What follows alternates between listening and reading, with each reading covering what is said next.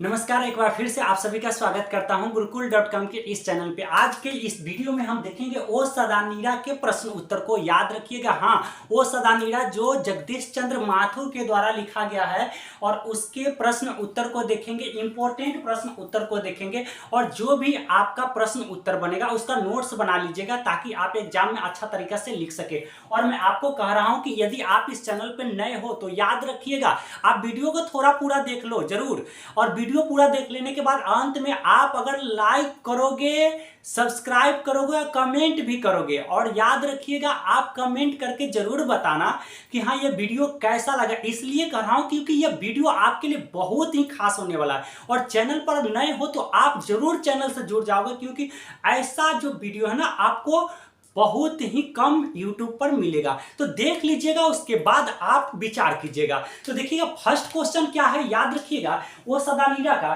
चंपारण क्षेत्र में बाढ़ की प्रचंडता के बढ़ने के क्या कारण है। याद रखिए, क्वेश्चन नंबर 1 है कि चंपारण क्षेत्र में बाढ़ की प्रचंडता के बढ़ने के क्या कारण है। आखिर वजह क्या है कि चंपारण की धरती पर यानी इतना ज्यादा बाढ़ आ जाता है। तो यह सबसे बड़ा कारण क्या है, तो देखिएगा उत्तर क्या है। चंपारण क्षेत्र में बाढ़ की प्रचंडता के बढ़ने का सबसे बड़ा कारण बांधों का सही निर्माण का न होना है। तो सबसे पहले तो यह बता देंगे कि चंपारण क्षेत्र में बाढ़ का प्रचंडता के बढ़ने का सबसे बड़ा कारण यही है कि बांधों का सही निर्माण ना होना है। अच्छा, एक बात बताइए, कहीं भी अगर पूरा तरह से फसल नष्ट होता है, वह क्षेत्र अगर तबाही होता है, तो सबसे बड़ा कारण क्या होता है कि बांधों का, डैम जो है ना, डैम का सही तरीका से निर्माण नहीं होता है। तो यह लिख देंगे। आप अपना से भी यह प्रश्न का उत्तर आप अपना से भी लिख सकते हो। तो देखिएगा, साथ ही नदियों के किनारे वृक्षों का अंधाधुंध कटाई भी बाढ़ की प्रचंडता का कारण बनी हुई है। यानी साथ ही क्या हुआ है कि नदी के किनारे क्या होता है कि पेड़ पौधे लगाए जाते हैं। पेड़ पौधे इसलिए लगाए जाते हैं ताकि जो पानी जो है ना आवश्यकता से अधिक हो जाए तो वह खींच सके, यानी वह पानी को खींच सके। और जब वह वृक्ष ही नहीं रहेंगे, पेड़ पौधे ही नहीं रहेंगे, तो वह खींच पाएगा क्या। तो अब तो वह पानी को बाहर कर देगा और वही पानी जो है डैम को तोड़कर यानी बांधों को तोड़कर वह क्षेत्र में तबाही मचा देता है। तो सबसे बड़ा कारण क्या है, यह है कि बांधों का सही निर्माण ना होना। दूसरा कारण क्या है, तो यहाँ के जो वृक्ष है वो वृक्षों का अंधाधुंध कटाई भी सबसे बड़ा कारण है। तो फर्स्ट क्वेश्चन यह हो गया। आप अपना से भी लिख सकते हो, 2-4 बार अगर आप पढ़ लिए ना, देख लिए, तो आपको याद ही हो जाएगा। तो आगे देखिएगा, 2 नंबर क्वेश्चन, इतिहास की कीमियाई प्रक्रिया से आप क्या समझते हैं। यानी इतिहास की कीमियाई प्रक्रिया का क्या अर्थ होता है उसको देखिएगा। तो इतिहास की कीमियाई प्रक्रिया का अर्थ है कि प्राचीन काल में कुछ ऐसी घटनाएं घटी हो जिसका असर आज भी समाज पर पड़े। यानी प्राचीन काल में एक ऐसी घटना घटी हो, कुछ ऐसी घटनाएं घटी हो जिसका असर आज भी मानव समाज पर पड़ रहा है। तो यह इतिहास की कीमियाई प्रक्रिया का ही देन है। जैसे कि पेड़ की जो कटाई है, वृक्ष की जो कटाई है, आज से नहीं हो रही है, बहुत ही प्राचीन काल से हो रही है। और यह प्राचीन काल से होड़ लगी है, यानी वृक्षों की कटाई। और यही जो है आज मानव का बहुत बड़ा, मानव के लिए खतरा बन के है। आगे देखिएगा, उदाहरण के लिए 1325 ईस्वी में मुसलमान आक्रमणकारी गयासुद्दीन तुगलक और हरि सिंह देव के युद्ध के समय जंगलों की कटाई तेजी से हुई, जिसका असर आज भी पड़ता है। यानी 1325 ईस्वी में क्या हुआ था, मुसलमान आक्रमणकारी गयासुद्दीन तुगलक और हरि सिंह देव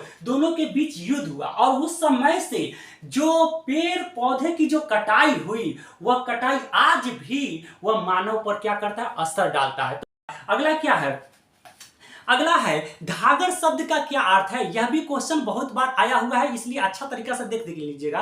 कह रहा है कि घाघर शब्द का अर्थ है, वो अर्थ ओराव भाषा में भारे का मजदूर होता है। यानी घाघर शब्द का अर्थ ओराव भाषा में क्या होता है, भारे का मजदूर होता है। बस याद रखिएगा, इसको थोड़ा और लिख देंगे। घाघरों को 18वीं शताब्दी के अंत में नील की खेती के सिलसिले में बिहार के छोटा नागपुर पठार से लाया गया था। यानी यह लिख देंगे कि 18वीं शताब्दी के अंत में क्या हुआ था कि जो घाघर को वह बिहार के छोटा नागपुर पठार से लाया गया था। किसके काम के सिलसिले में? तो नील की खेती के सिलसिले में लाया गया था, याद रखिएगा। अगला जो क्वेश्चन है उसको देखिएगा, थारुओं की कला।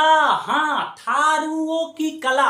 अब आप कहिएगा थारू किसे कहते हैं, तो यह देखिए, यह जो है ना थारू लोगों का चित्र है, यानी जो होते हैं ना मुसहर वर्ग के, तो जिन्हें थारू कहा जाता है, यानी छोटे समुदाय के जो लोग होते हैं, छोटे जाति के लोग होते हैं, जिनका पेशा जो होता है वह टोकरी बनाना, ये सारी चीजें जो करना होता है, तो वही थारुओं लोगों के बारे में कहा जा गया है कि थारुओं की प्राचीन काल में जो कला थी वह क्या थी, और वह कला आज भी देखने को मिलती है। तो देखिएगा ध्यान से, थारुओं की कला सामान्यतः उनके दैनिक जीवन का अंग है। ये लोग बांस के, यानी सिंक कहा जाता है, किसको? बांस को कहा जाता है, याद रखिए।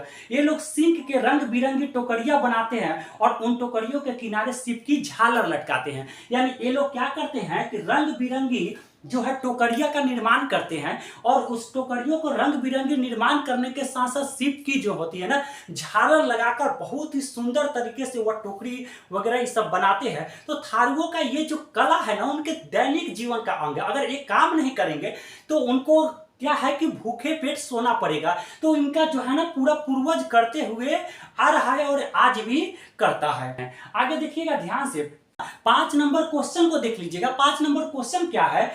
अंग्रेज नीलहे किसानों पर क्या अत्याचार करते थे? यानी अंग्रेज जो होते थे वो नीलहे किसानों पर क्या अत्याचार करते थे, यानी तो उन सभी चीजों को देखना है। तो देखिएगा, अंग्रेज नीलहे किसानों पर नील की खेती को लेकर अत्याचार करते थे। यानी क्या होता था चंपारण में, आप समझे होंगे, इतिहास पढ़े होंगे ना, चंपारण की धरती पर क्या है कि नीलहे किसानों पर यानी जबरदस्ती अंग्रेजों के द्वारा नील की खेती कराई जाती थी और उन्हें क्या है जबरन अत्याचार किया जाता था। आगे देखिएगा, नीलहे किसानों पर अंग्रेजों के द्वारा 3 कट्ठिया प्रणाली लादा गया था। इस नियम के अनुसार प्रत्येक किसान को 20 कट्ठा खेत में 3 कट्ठा खेत नील की खेती करनी पड़ती थी। इससे किसानों के खेत क्या हो जाते थे? बंजर पड़ जाते थे। यानी उन्हें जबरन अत्याचार किया जाता था। कहा जाता था कि अपने खेत में आपको क्या करना है कि हर 20 कट्ठा खेत में 3 कट्ठा खेत किसकी करनी होगी?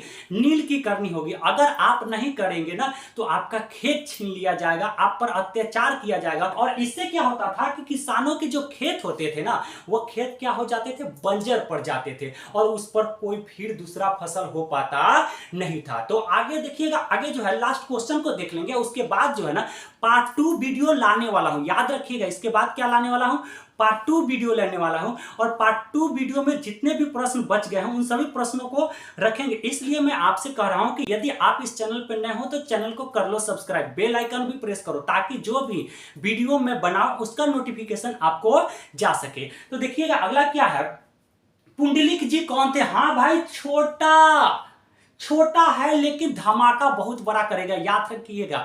यानी यह जो क्वेश्चन बहुत बार एग्जाम में आ रहा है, इसलिए आप इसको बढ़िया तरीका से देख लीजिए। क्या है, पुंडलिक जी भितिहरवा आश्रम के शिक्षक थे। वह आश्रम के बच्चों को पढ़ाने के साथ साथ ग्रामवासियों के दिल से अंग्रेजों के प्रति भय को भी दूर किया करते थे। यानी क्या करते थे कि जो बच्चों को पढ़ाने के साथ साथ, यानी जो भी बच्चा आश्रम का था उन बच्चों को तो पढ़ाते थे, साथ ही साथ गांव वालों को शाम में जाकर बैठकर उनके घर और उनको अंग्रेजों के प्रति जो भय समा गया था दिल में, उन भय को भी निकालने का काम करते थे। तो यह एक शिक्षक का काम होता है। शिक्षक का काम सिर्फ ये नहीं होता है कि सिर्फ पढ़ाए, बल्कि शिक्षक का काम ये होता है कि समाज में जो भी कहा जाए कि एक अच्छा नागरिक बनाना भी, बच्चों को एक अच्छा नागरिक बना देना भी शिक्षक का सबसे बड़ा कर्तव्य है। तो यहां तक यह वीडियो समाप्त हुआ, और यदि आप इस चैनल पर नए हो तो कर लेना सब्सक्राइब, बेल आइकन को भी प्रेस करना, क्योंकि आ रहा है इसके बाद जो भी है इंग्लिश और ग्रामर का वीडियो आ रहा है, इसलिए आपको सब्सक्राइब करके जुड़ जाना होगा।